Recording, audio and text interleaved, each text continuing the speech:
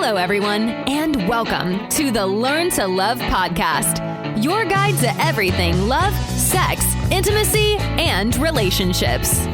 Each week, your host, Zach Beach, interviews new experts on love, including couples therapists, relationship coaches, sex educators, and best-selling authors. Learn the best tips and cutting-edge wisdom to better love yourself, others, and the world. Thanks so much for joining us. We hope you enjoy the show. Welcome to the Learn to Love podcast, everyone. I am your host, Zach Beach, and I'm here with the incredible mindfulness teacher and counselor, Victoria Brattini. Hello, Victoria, and welcome to the show. Hello, Zach. I'm real happy to be here with you. Our topic for today is mindful self-compassion. But before we get into that, let's learn a little bit more about Victoria. Victoria Brattini is a teacher, mentor, and counselor with a passion for guiding people on a path to loving and holding themselves with tender compassion.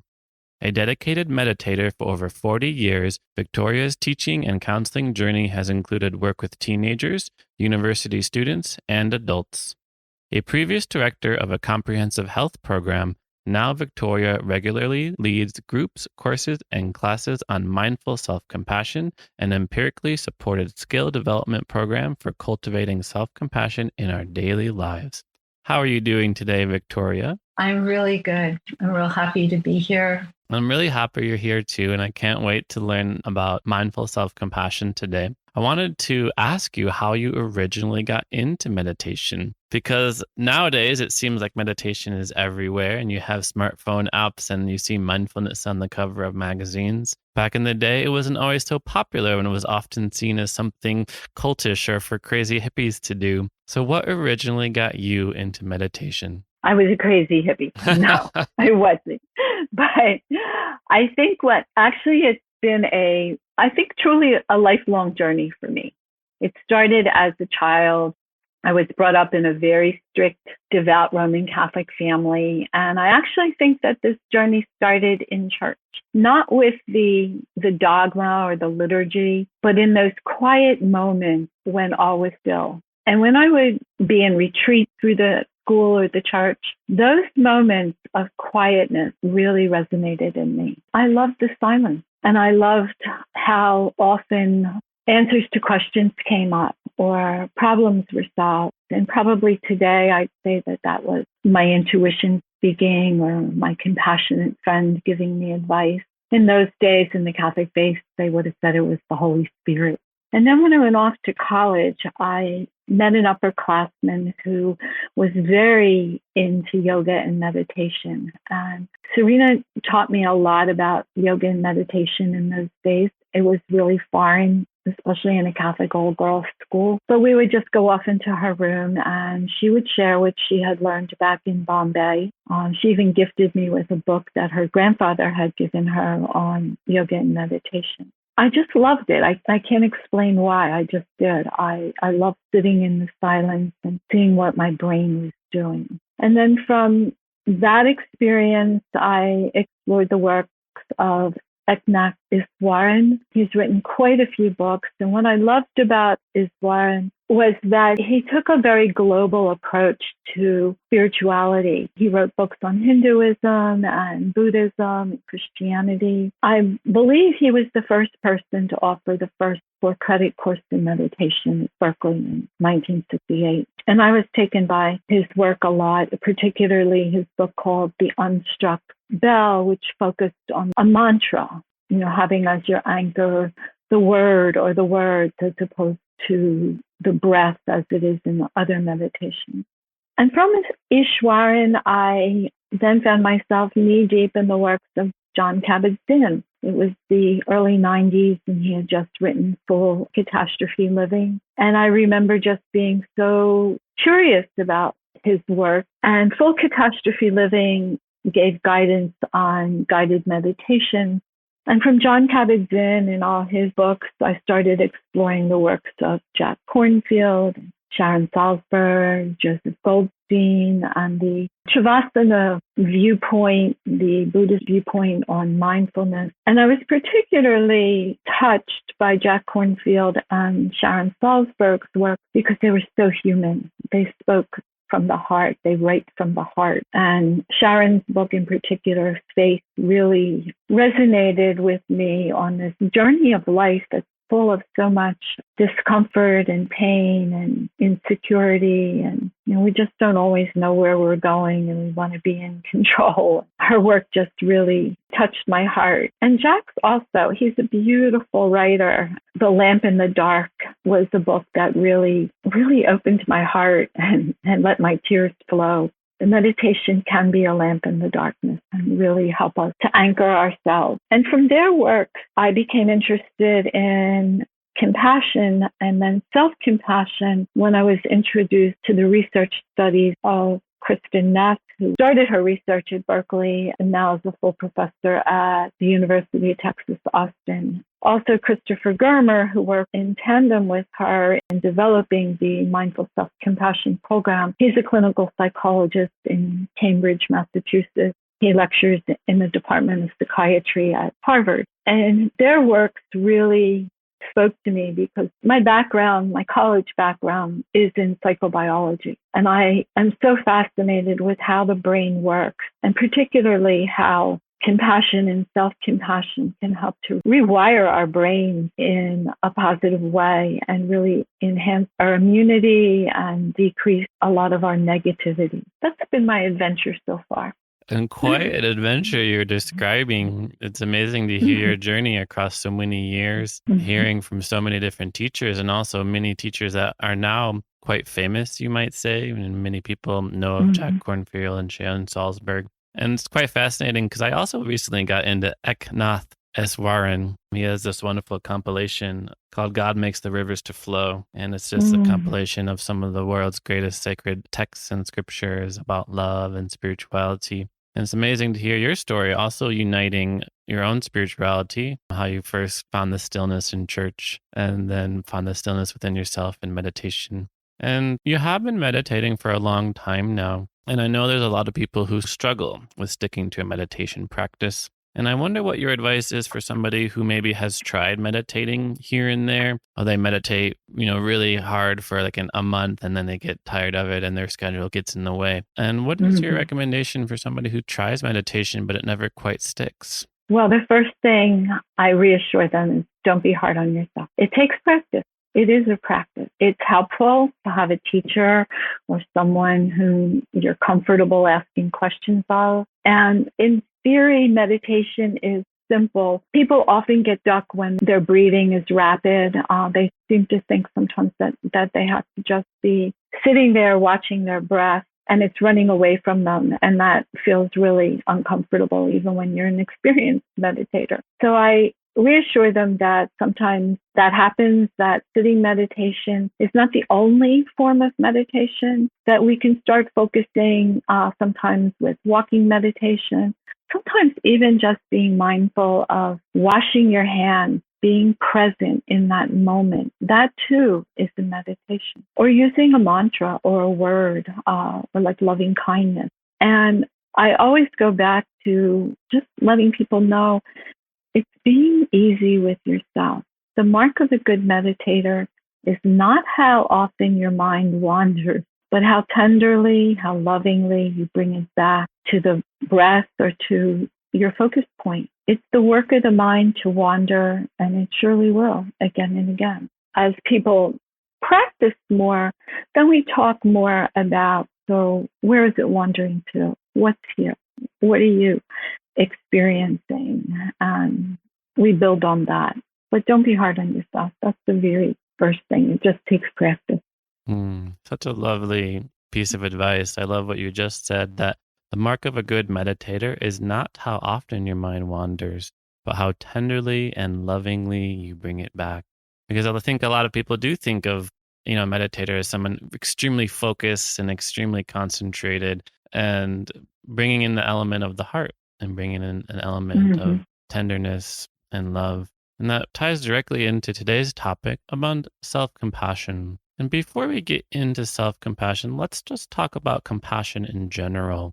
So, what is compassion, first of all? Compassion is the feeling that arises when we are witnessing another person's suffering. And that suffering motivates us with a desire to help. Compassion is when we want to help someone ease their suffering, when we want them to feel better or to be held with tenderness, knowing that they're not alone in their suffering. It's a warm feeling. So, if compassion is the feeling that arises when we witness another person's suffering, how is that different than empathy? Empathy is the sense of feeling another's suffering as if it were your own. You walk into a room with sick people and all of a sudden you realize that you're feeling their suffering. Compassion is the capacity to empathize with the addition of warmth and kindness. So empathy says, I feel you, and compassion says, I hold you. I hold you with warmth and tenderness. Empathy says, I feel you, and compassion says, I hold you. Mm-hmm. So we add the final element, we have mindful compassion. So why should we also bring mindfulness into our compassion practice? Well, mindfulness is the wisdom practice that allows us to notice painful experiences in our own body and to hold them tenderly. And mindfulness invites us to be aware of what we are experiencing and to attend to our experience with loving kindness. We become aware. Another word for mindfulness is simply awareness. What's here for me? What's here for you? We can start on the physical level. Is there tension? Is my body tight? Am I hurting somewhere? And then we can explore that mindfulness, that awareness on an emotional level. What am I feeling? Am I sad? Am I happy? Am I discouraged? Am I frightened? So mindfulness is the awareness. So now we can turn this mindful compassion to ourselves and practice mindful self-compassion. And I know many people struggle with extending love to themselves, despite all the, cliches we hear in our society around how you have to love yourself before you love other people. But we often aren't told what that actually looks like. So what is self-compassion and what does it look like? Self-compassion looks like, just releasing. It looks like letting go. It looks like a healing balm. We feel it. As Michelle Becker, who's a wonderful couples counselor in San Diego, points out, she says, when we embrace our pain with an open heart, a new state emerges, a state of loving, connected presence. And when the loving, tender, healing power of self-compassion joins forces with our desire to reduce or alleviate suffering, we can thrive in the midst of challenge and change. And that's what self-compassion looks like. We're just holding our pain with tenderness, with lovingness, reducing our suffering so that we can thrive. Amazing quote. When we embrace the pain with an open heart, a new state emerges of loving, connected presence. Mm-hmm. And earlier you mentioned the research of Kristen Neff, and there is some really exciting research around the benefits of both mindfulness, but also self-compassion. So what does the research show about the power of self-compassion? Well, the research shows that people with high self-compassion tend to be more self-confident and motivated to improve after failures or mistakes. They take greater personal responsibility for mistakes. They engage in more health-related behaviors like healthy eating habits, exercise, taking breaks from their work to refresh their brain. They have more strength to cope with challenging life circumstances, and they experience more caring personal relationships. And self-compassion is linked to quite a few reduced negative states, such as depression and anxiety and shame, which is universal. Shame is a universal emotion. And they have increased positive states like happiness and life satisfaction. And we know even through this COVID-19 pandemic that people that have higher levels of self-compassion have better immune responses. So they're more likely to be healthier on many levels. Also, people that have high self-compassion have a reduced risk for caregiver burnout, which is really important for healthcare workers or anyone even attending to a family member who's sick. When we give and give and give, we are at risk for burnout. We need to learn these skills of self-compassion so that we can fill ourselves up to be able to help others. Such a simple practice has so many profound effects on our well-being. Mm-hmm. I find it fascinating that women tend to be slightly less self-compassionate than men. And why do you think that is? Because I think culturally we were raised to give and give and give. And I know within my own culture, it was looked upon as selfish if you took time for yourself. You always put your family, in particular your friends, first. And I think women are kind of acculturated to that. So it comes as a surprise to learn that we actually need to take time for ourselves to be able to help others. Right. You're encultured to give compassion to others, but of course you forget yourself. Exactly. So in the research and in the teachings, we say that there are three main components to mindful self-compassion. What are those three components? The first component of mindful self-compassion is mindful, to be aware.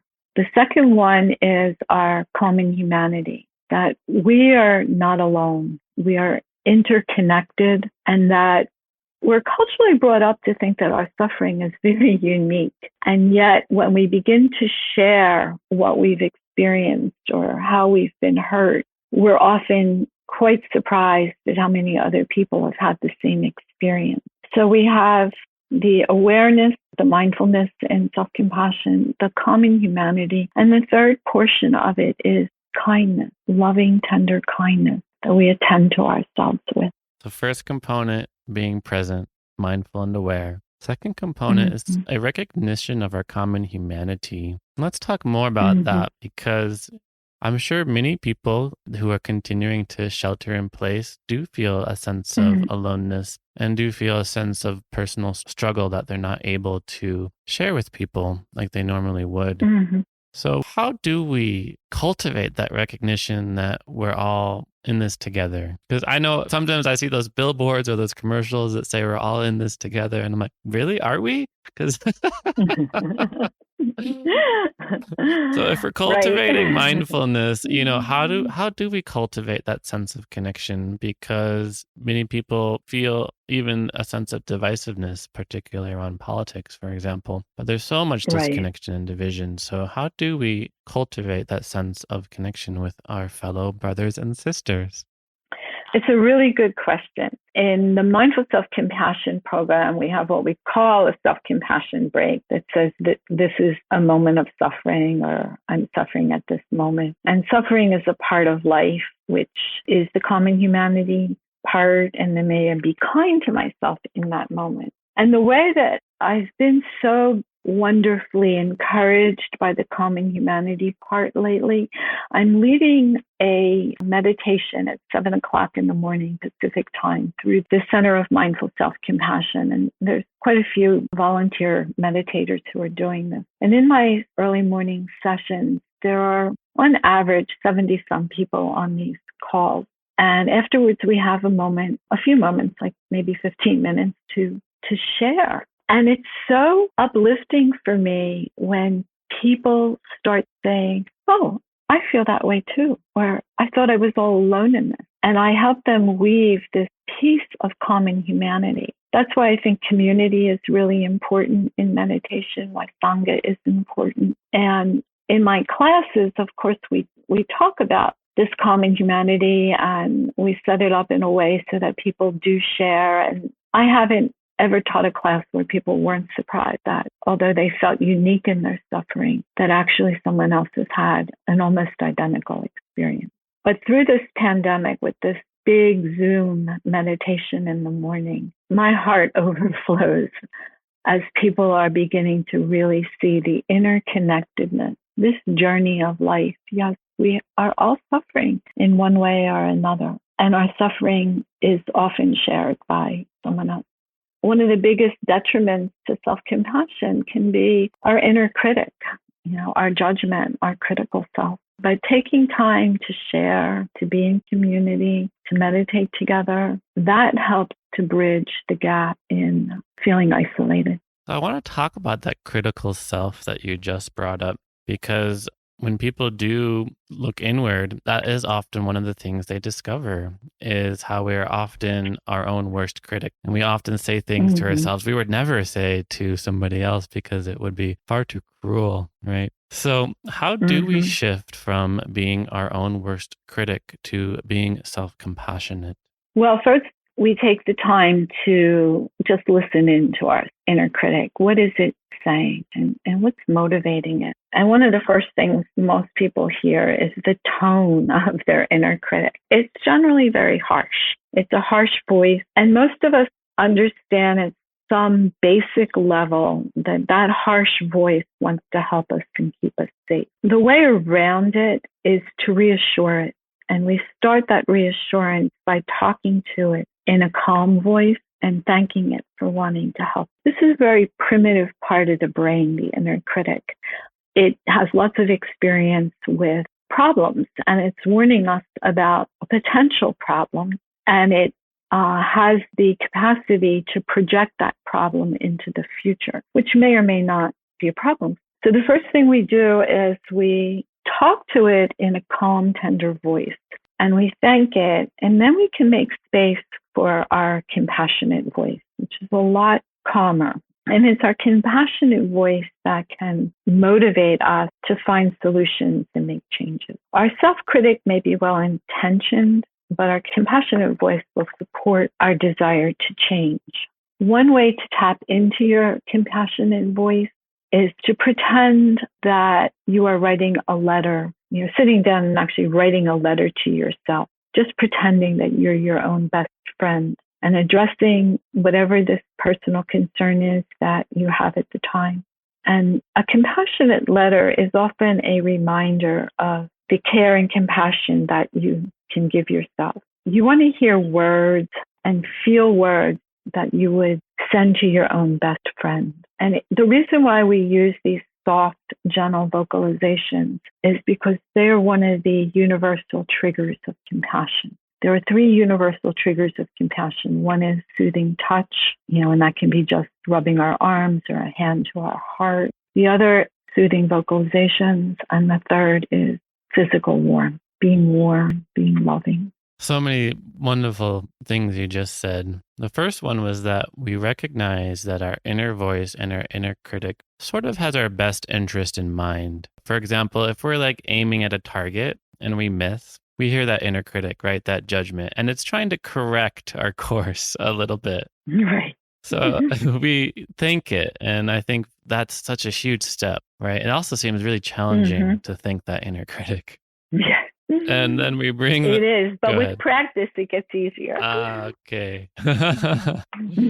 And so we thank it and we practice thanking it, and we bring in that loving, tender kindness and that compassionate voice inside of us. And then you mentioned the 3 universal triggers. So soothing touch, soothing vocalizations, and physical warmth. So tell our listeners more about that. When you say these are the universal triggers of compassion, what do you mean? That if we do these things, it automatically creates a compassionate response? They do. They do, even if we don't think they're working, if we don't feel them. We know that when we give ourselves soothing touch, often it's just putting a hand on your heart, feeling that affectionate awareness, that desire to bring compassion to yourself, maybe even saying to yourself, "Oh, sweetheart, that hurts," or "I'm here for you, honey. I'm here. I care. I'm sorry you're suffering." And maybe even just a little hug, that kind of physical warmth that you can give yourself. These actually stimulate the parasympathetic section of the brain that releases the kinds of hormones that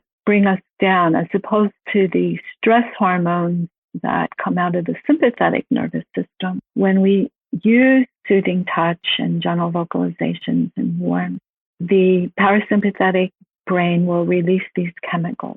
And we may not, if we're highly stressed at the moment, we may not actually feel them right away, but they are being released. The research shows that. And so with continuous practice of that, we become even more aware of it in time.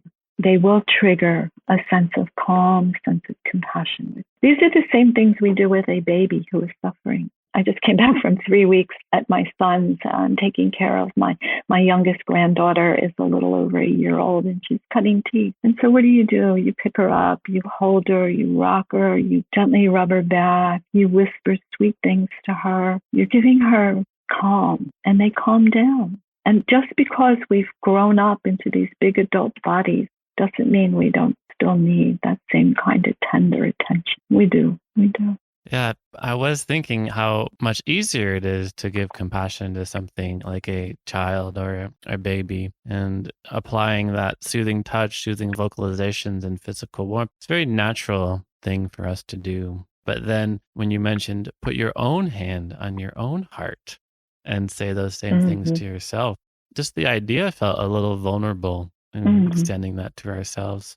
And I'm wondering if you could give us an example where you yourself gave yourself self-compassion. So far, we've been talking a little bit abstractly around, when something happens, we can apply these things to ourselves. What's an example of perhaps from your life of when might be a good time to apply self-compassion? So about 6 weeks ago, in the midst of this pandemic, a really good friend of mine who was spending the night here in my cottage had been suffering from a lot of anxiety because of the pandemic. And like most other people, I too have had my bouts of up and down anxiety. And that night, I heard him yell out that he had a fever and he was sneezing and coughing. And from the other room, I could feel my heart just take off in automatic fear. One was, oh my God, does he have this virus? And two, oh my God, he's here. Will I get this virus? And number three, in a couple weeks, I was hoping to fly east to help my son and daughter-in-law with 3 little girls. Well, I had lots of anxiety, and I calmed myself down by saying, okay, this is a moment of suffering. Suffering's a part of life. May I be kind to myself in this moment? May I give myself the compassion I need? So I went through the phrases of the self-compassion break several times. I put my hands to my heart. When that wasn't helping, I rubbed my arms a lot. Then I actually fell asleep for a few minutes, but when I woke up, he was gone, and there was a note that he had taken himself to the hospital. That created even more anxiety. And I realized as I was sitting there, okay, so I may not sleep tonight because my heart is pounding out of my chest, but I can sit here and be kind and comfort myself because this is scary. This is scary. There's anxiety here. There's fear here. There's projection into the future. I had to remind myself that I don't know what this is. He may be sick. He may not be sick. It may be something else. And in fact, it was something else. But I sat there until 5 o'clock in the morning, just giving myself soothing touch, speaking to myself like I would to my best friend. I know you're scared, honey. It's okay. This is what happens. This is a new environment. Can I just be kind to myself? Can I just sit here? It's okay. It's okay, honey. And that's how the night went. And I was able to stay calm. I could see my thoughts ricocheting around my brain, and I could see them without getting hooked into them. I wasn't going to take that ride down, what was going to happen. I wasn't going to catastrophize. So I just had to sit there with the beating heart and the fear and whatever else came up. But that's a very recent experience where mindful self-compassion was a wonderful skill to have. It's such a beautiful story. And I think it really helps because a lot of people are also feeling anxious around our current times. And it's also a very simple approach, but very profound, particularly because it goes against our normal tendencies around problems that we experience. When you mentioned you're anxious, I was thinking how often we might run or numb such an emotion. I'm feeling this come up, so I'm going to turn on the television, or I'm going to distract myself from it, or I'm just going to try to numb it perhaps by substances or something like that. But rather than running away and rather than numbing the sensation, you actually be present with it. And I imagine there's a level of courage that it takes to be in such a vulnerable space with oneself? Absolutely. Not that I'm, saying that I'm, but yeah, I am. I can appreciate that part of myself. And I'm going to admit that. Yeah. It takes courage. It took courage that night. I could have turned the television on. There were a lot of things I could have tried to do. But my practice is to be present with what I'm feeling. And so that was a night where I could look at it as an adventure. What's here for me? There were a lot of things that were flying in all different directions. But that is what meditation brings to us as we're learning about ourselves. We have all these feelings. We have all these kind of conditions that come through our brain. We are not our thoughts. We are more than our thoughts. And I don't have to believe all my thoughts. And one of the nice things about this practice and what I did that night is as feelings came up, I named them. So I named fear when it came up. I named catastrophizing when it came up. And we do that because when we name a feeling, we can tame it. It's funny the way the brain works, and there's research to support this. Just the fact of naming, oh, that's fear. It's almost as though the brain says, okay, I hear you now. What we resist persists. So if I keep pushing away the fear, if I kept pushing away the fear, it would have shouted at me even louder. So by naming it, my brain could say, okay, I hear you now. I can let go of that. And sometimes it lets go just a little, other times in a bigger way. But the brain acknowledges that it hears, that you're aware of what's going on there. So you name it to tame it. And what you feel, you can heal. So just by saying it, you begin the healing process for it. That helps a lot in learning those skills through mindful self-compassion. So many beautiful mantras. We can name our emotions to tame them. What we resist persists, and what you can feel, you can heal.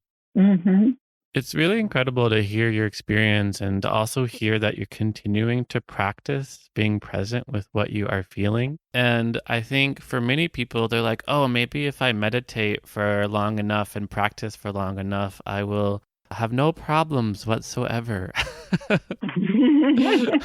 I've completely healed and completely tamed all of my experience. But of course, that's not what happens, right?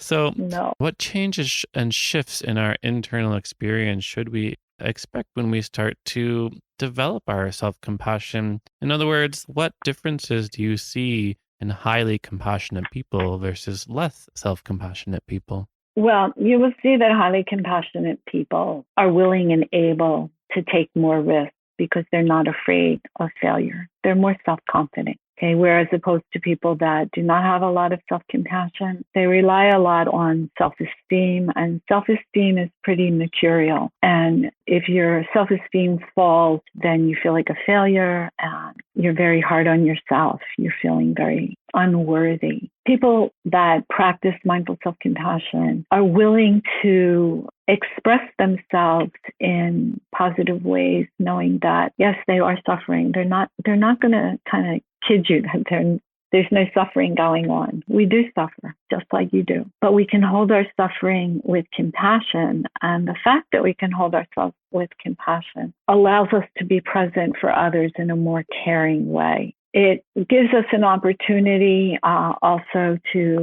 be more resilient. We're also more productive because we're not afraid of failure. We can make mistakes. We can move on from them. The research in self-compassion just keeps growing and growing. We know that there's a link between happiness from the research of Emma Seppala at Yale and self-compassion, that self-compassion provides us with the skills that actually allow us to feel happier. And we feel happier because we're able to savor the positive experiences. People that are not self-compassion will complain a lot and often miss the positive experiences in their lives. Self-compassionate people will savor the positive experiences, knowing that they will be further embedded into their brain. Self-compassionate people can express gratitude more easily, knowing that gratitude also helps to increase our happiness quotient. And we can also, little by little, learn self-appreciation, that we can recognize within ourselves what we appreciate about ourselves and even be able to name them and share them, because we're not the only person responsible for our good qualities. We realize that we have good qualities because of other people in our lives, whether it's the genetics of our ancestry, to the cultural conditioning we had as children in our environment, to the families we come from. But all of our experiences, good, bad, or indifferent, actually contribute to the good in us. And we can appreciate the good in us because we're not taking responsibility as though, oh, wow, look what I did. It's what my life has allowed me to become. And so those are just some of the things that highly self-compassionate people can address within themselves. Just some of the things, just more happiness, more resilience, savoring the positive, gratitude. And I also love what you just said, that all of our experiences contribute to the good in us. It all becomes grist for the mill. All the dirt turns into our own growth, and all the mud turns into the lotus. Well, we are running a bit low on time. I appreciate you sharing with us this powerful tool of mindful self-compassion, and I hope that we can all bring more of it into our daily lives, particularly during today's challenging and unprecedented times. And to close out, I want to ask you a question I love to ask all of my guests, which is quite simply, what do you wish everyone knew about love? Great question.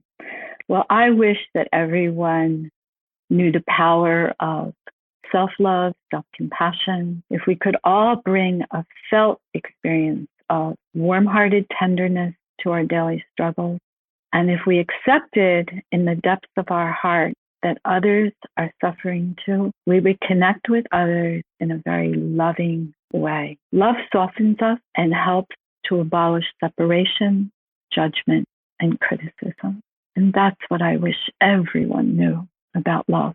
Love softens us and abolishes separation, judgment, and criticism.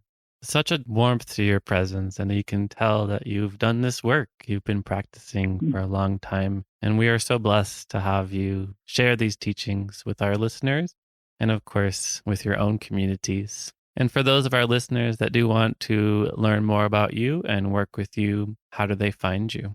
They can find me on my website, lagunameditation.com, or they can also find me on the Center for Mindful Self-Compassion.org's website. And thank you. This has been such an honor and a privilege to share with you. I appreciate your work and your podcast.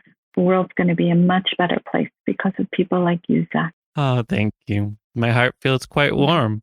Good. So thank you again, Victoria, for coming on to the show. And thank you, listeners, for listening to the show.